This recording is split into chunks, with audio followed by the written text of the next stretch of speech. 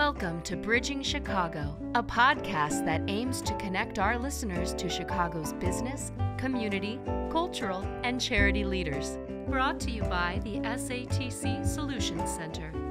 You can connect with us on Instagram or Twitter, where our handle is @BridgingChicago. For more information, including our email, visit us online at satcsolutions.com. Be sure to rate and subscribe to Bridging Chicago on iTunes, Spotify, or wherever you listen to this podcast. Hello and welcome to another episode of the Bridging Chicago podcast.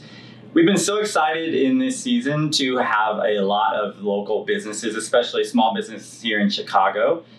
This month we interviewed the owners of the Chicago Coffee app, who started an app that will highlight local coffee shops. We also talked to the owner of Dollop, the coffee shop here in Chicago, and Back of the Yards Coffee House there in Back of the Yards neighborhood here in Chicago. So we are continuing our local theme and our beverage theme with Molly Matelkski, who is the co-founder of MMMM Just Enjoy wine. Did I get that right? That is correct. Yes, it's always funny to see how different people look at the label and create their version of what the name is. Yeah. All right. There we go. Yes. Pretty close then, right? Yeah, absolutely. Awesome. I met Molly at an event that I went to celebrating Sugar Bliss, who just launched their cookies into local Walgreens stores. And at their launch party for that, you had your wine there, sharing it with the attendees. And I thought, this is really good. We gotta see if we can talk to this person, because I really wanted to hear your story.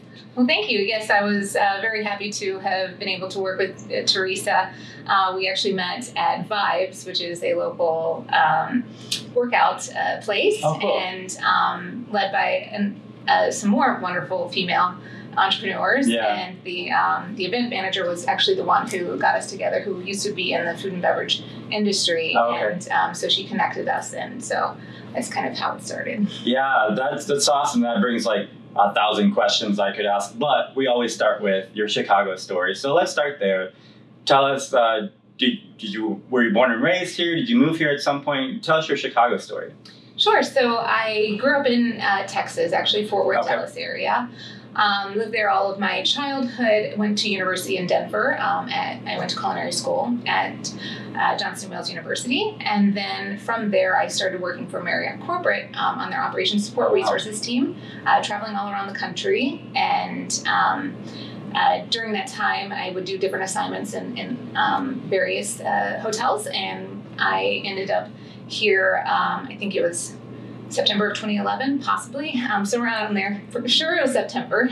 And it was beautiful, of course. September in Chicago is one of my favorite months. And fell in love with the city. Wasn't ready to, leave my position at the time, but whenever it was, came to that moment, whenever I was looking for a permanent home, because I was living out of a suitcase for 2.5 years, Chicago really stood out to me. I loved the food and beverage scene. I loved that it was a large city, but it was Midwestern hospitality, very welcoming. And so that was kind of what drew me here. Of course, I arrived in February of one of the worst winters. It was like negative 30. Or the, It was, I think it was 2013, but I don't quote me on that. But it was like, I remember my car wouldn't start. It was like, once with the wind chill, it was in the negative. Like it was a strong welcome to Chicago. But here I am, still kicking about 10 years later. So that's so interesting. I always like to ask people who come here from other places. You mentioned the Midwestern roots, the sort of Midwestern feel of the city. I grew up in a very small town here in Illinois, so I see it as a big city that's very different from my small town. But for you, the Chicago vibe, what do you think really stood out to you most when you first moved here? Well, the first thing was just really the warm welcome. I don't want to say anything negative about any other city because I love a lot of other large cities, but they can be a bit overwhelming.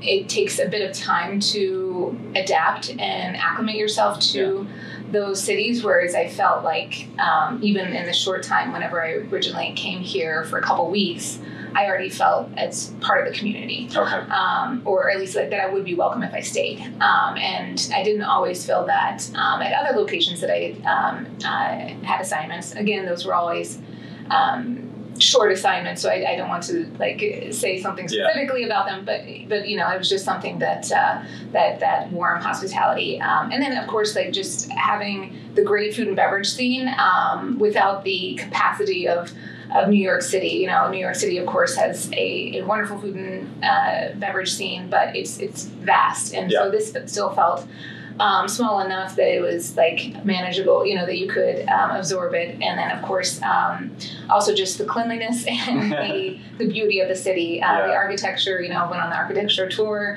of course fell in love with that. You know, you have the river, you have the lake, and people are very active.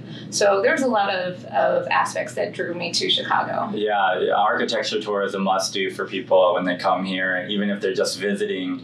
I think it's one of those things that not cheap, but worth the money for the experience. Absolutely, yeah.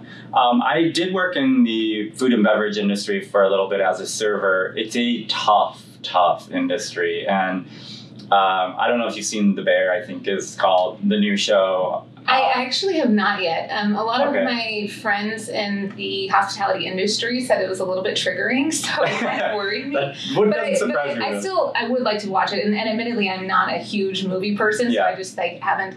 I think, you know, once we get into, you know, January, February in hibernation mode, I'll catch up on some movies. Yeah, I've heard it's pretty good, but it does highlight. It is difficult to work in the industry. There are unique things about it. For you, what was your experience in the industry? And then are there things about it that you think would be good for other people to learn?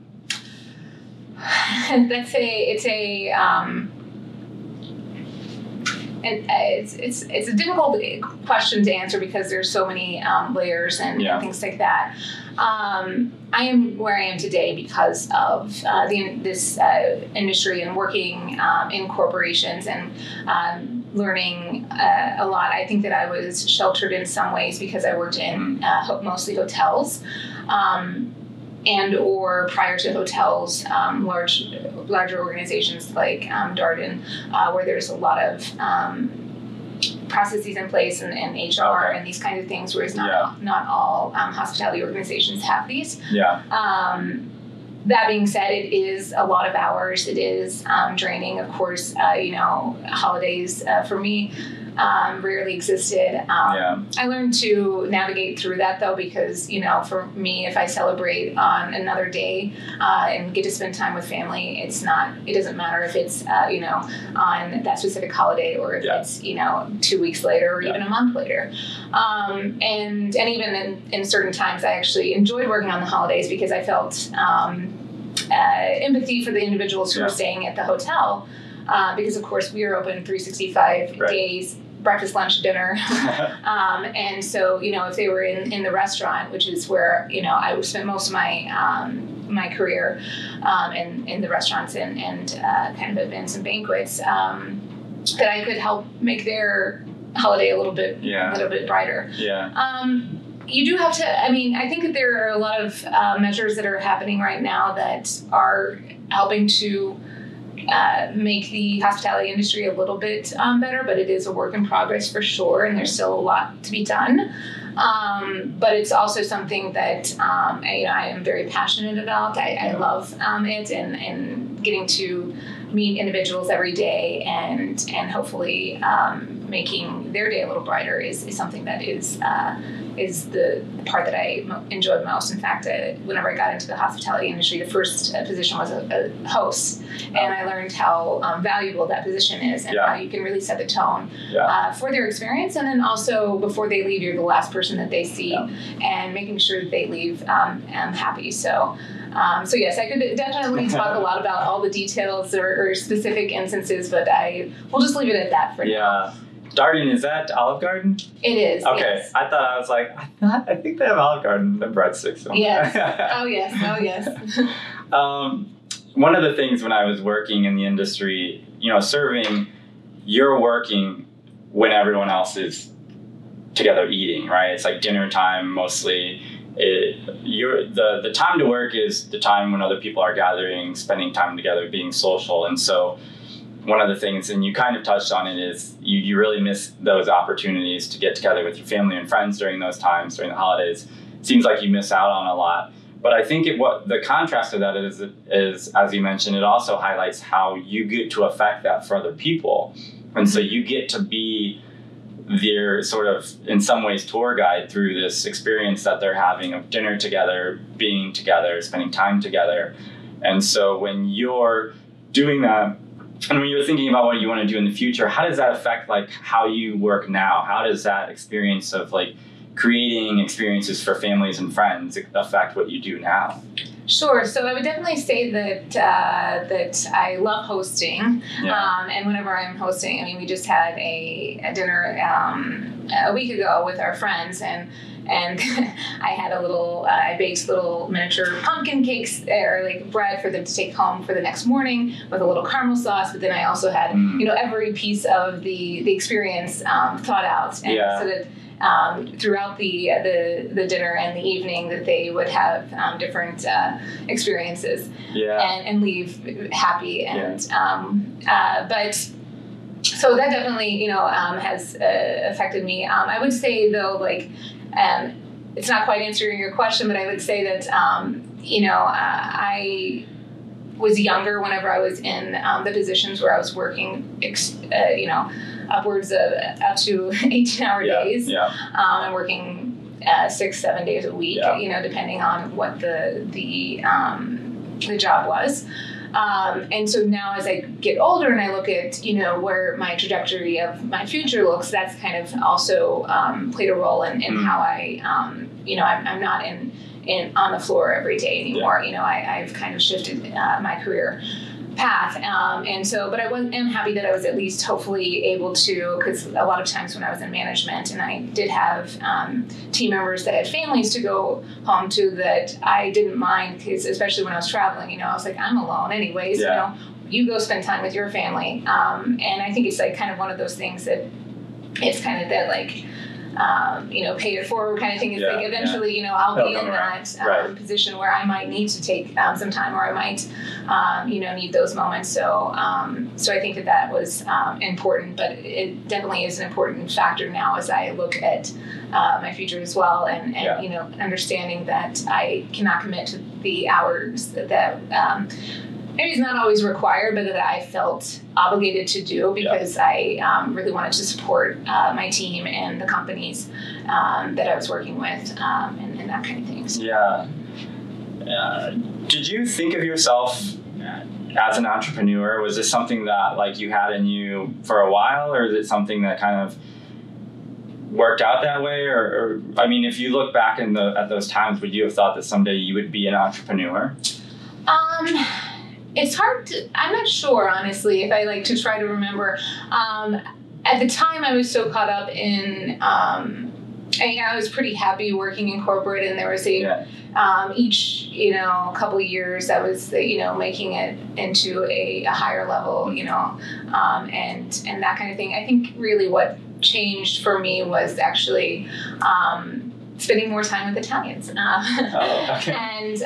that's actually what impacted part of Just Enjoy, was that before I spent a significant time with Italians and then met my partner, I was opening the restaurants at the Conrad downtown. And so it was very long hours with that. And you, at a certain point, and you kind of look back on the last 10 years and realize that you keep telling yourself that once I get into a certain position or at a certain moment, I will be able to have a more balanced life.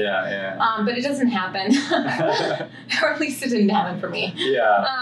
And also, prior to that, like I didn't see anything outside of work. If you are spending all of your time at work and that is your life, you don't necessarily miss it, but then once you are started introduced to and see what life could be like, and seeing how people are managing to be able to work and that's just a part of their life, and they have this other aspect outside of it as well. And sometimes those two can merge together in some ways, but that you're allowing time for yourself, for your loved ones, and but yeah, so that's kind of like when I think I shifted over, and actually he is also the one that's always pushed me to do more, see outside of what I might see ahead of me, and allowing me opportunities to grow and challenging me. He's constantly challenging me to learn new skills and to do better. So it was, I think that was really the other turning point was whenever my partner and I connected, and he let me see what other options were out there. Yeah, we usually hear from people that their family, whether it's their partner, whether it's their parents, their kids even, how their support really made a big difference in their ability to do what they're doing. And for you, it sounds like it's much the same. How did the rest of your family kind of come around this? How did they receive the idea of you going into this industry? Well, they were very excited. I am very fortunate to have a very supportive family, no matter what I've done. The amount of love that they show to me, and the amount of support, and just knowing that at any moment, if I were to call them, they would answer, and any member of my family would be there to help me. So I am very fortunate in that regard, that I do have a very supportive and loving family, and have all my life, which has certainly impacted, allowed me to be in the positions that I have had, and to grow and feel the confidence in pushing myself as well. So certainly I mentioned my partner, but of course, to get to that point, even, that was just like for the entrepreneurship piece of it, but everything else, my family never made me feel that I could not accomplish anything that I put my mind to, and effort and heart. Yeah, that's amazing. Do you remember from the first idea of let's make some wine to having a bottle in your hands, that timeline? Do you remember how long that was? So it was kind of, it's one of those things that you kind of like throw out there through like throughout the years, and then it's just like, kind of one of those things like maybe this could be interesting. Yeah. But I think really it was a couple years before we launched that we really started to, get into the grind and start to have it come to fruition. We love Italian wine. We love the quality. We love the stories. We love the producers. But we did feel that there was a large part of the market that was being left out, that it didn't have to, or you could have something fun and innovative and poppy, and that it didn't have to be something serious. And not that Italian wine specifically is in this way, but I think the wine industry as a whole has kind of had a little bit of an exclusivity stamp on it, which I didn't really appreciate even in my work in hospitality. I felt that wine could be for everyone, and just because it is more fun, or maybe it's less expensive, these kinds of things doesn't mean that it is any less a product, or that someone is less because of that, and so we wanted to combine the two things, that it could be really high quality. Actually, we submitted our Prosecco for USA Wine Ratings, got 87 points. We submitted our Prosecco Rosé for Global Sparkling Masters, got a silver rating as well. So that it can be very high quality, but also fun and something new, and something that you can grow into, and those kinds of things. It was really accessible, and that's what I really liked about it. It was nice on the palate, but also like you feel like people can enjoy it. You don't have to feel like, this wine is too sophisticated for me. It's a very enjoyable wine because I think it's so accessible in so many ways. It's not, talk about price point, talk about taste, talk about just the feel of the wine. I think in a lot of ways, when I was able to have it there at the event, it was like, oh, this is nice. And I feel like this is something I could just drink, whether I'm at home or in a restaurant or anywhere, really. Absolutely, yes. We wanted it to be something that like you can't go wrong with it. If you need to like, oh no, I gotta go grab a gift or a bottle of wine on my way to whether it's a dinner party where maybe connoisseurs will be there, or just a fun party that you can be pretty well assured that everyone will enjoy it. But also, like you mentioned, that it pops off the shelf is something that allows you to feel comfortable walking down the wine aisle, which can seem very intimidating, especially old world wines. And that it's, so it pops off the shelf, and so you can know that if you grab one of our wines, you'll be in good hands. And that we also chose to start with varietals or styles of wine that people were likely to be familiar with. So Prosecco is very well known in the U.S., Pinot Grigio as well, and then of course Rosé. Even with the Rosé name, I usually call it Rosato. I chose to call it Rosé because I felt that that's something that people are used to hearing. And Rosato, people might be like, what does that mean? What exactly is that? So certainly all of those pieces we considered. As you mentioned, price point, we did want to keep it around that $20 price. Generally speaking, it's about $21.99 for the Prosecco Rosé and $19.99 for the Prosecco, depending, of course, where you go. So that was important to us. Our still wines are around the $16, $17.99 range. And then also we did want it to be a lifestyle brand as well. So that was a big part, that people can be connected with it, even if they don't drink wine.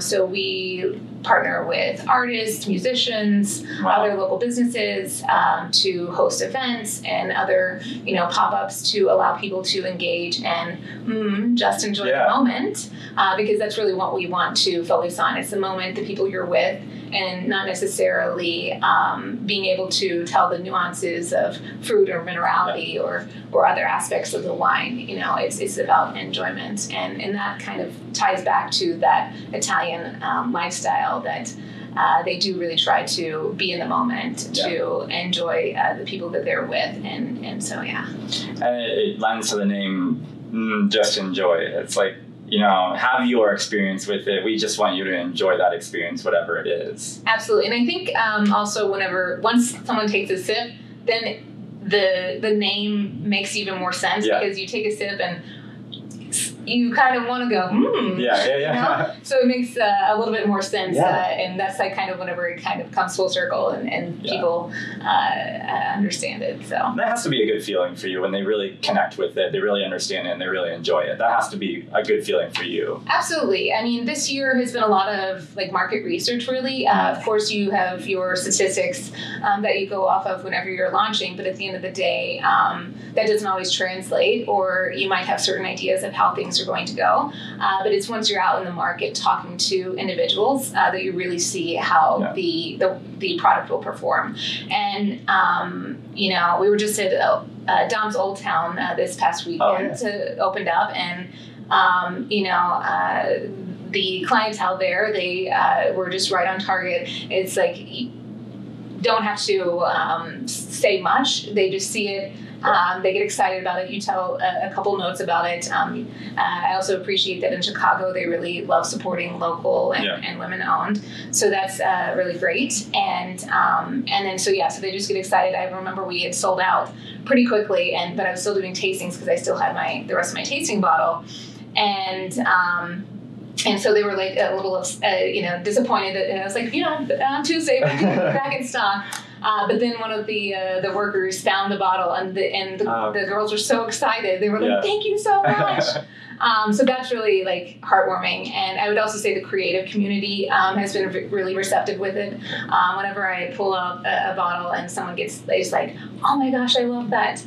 Without even having tried the product, just getting excited because the bottle is unique and different and something fresh and new. That's really exciting for me. I know that you have some varietals right now. Are there others that you want to add or that you plan on adding later on in the coming years? We do. For next year, we launched in mid-April, but we weren't sure when our wines would arrive due to various logistical situations. And this year, as I mentioned, was a lot of market research. So we look forward to going into the next year with all this knowledge and experience, and really going strong with the varietals that we have.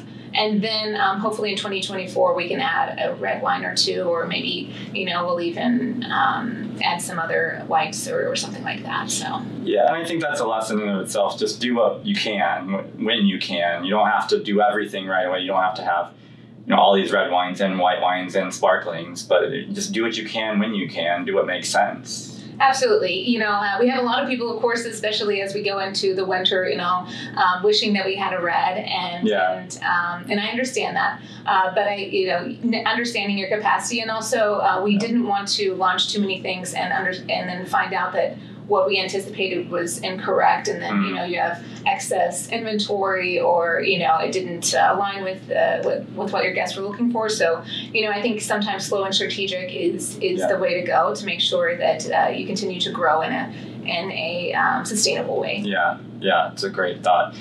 Where can people get this wine? I know they're going to want to try it. Yes. I tried it. It's amazing. Where can they get it? So currently we are in the Chicagoland area. We are in a few suburban areas, but you could go on to enjoy.mmmmm.com and click on Find Us. We're in about 25 different local shops, as well as some different restaurants as well. We do have a shop, shop.enjoymmm.com as well. And hopefully here in the next couple months, we'll be able to ship to several other states. We're in process right now with being able to make that happen. Yeah, I meant to ask you too. We know a little bit about it, but how does Chicago how does this wine say Chicago? What is it about the wine in Chicago that kind of pair it together to make the product? Sure.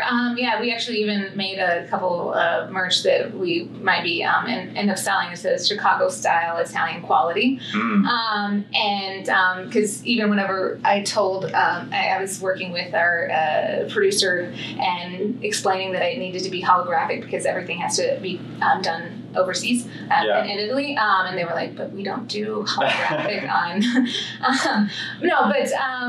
I think that Chicago is always innovative and looking for something new and fresh. But also, I like that the bottles also have a bit of a nostalgia as well. Depending on when you grew up, some people might reference Rocky Horror Picture Show or the Rolling Stones. Even though it's there's some differences in it, it's just it brings something to. And I think with that nostalgia is really booming right now.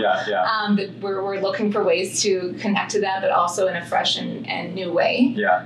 So I think that definitely resonates. And then there's some good music scene here as well. So I think the holographic could kind of go well with that. For sure. It really does go way beyond the wine, especially on the creative side. You can see where the creative aspect of you, of I'm sure your partner, of the business and the industry really come through in this product. So it's not just you're having a glass of wine, but you're really experiencing a whole creative process. Absolutely, yes. It was a process for sure.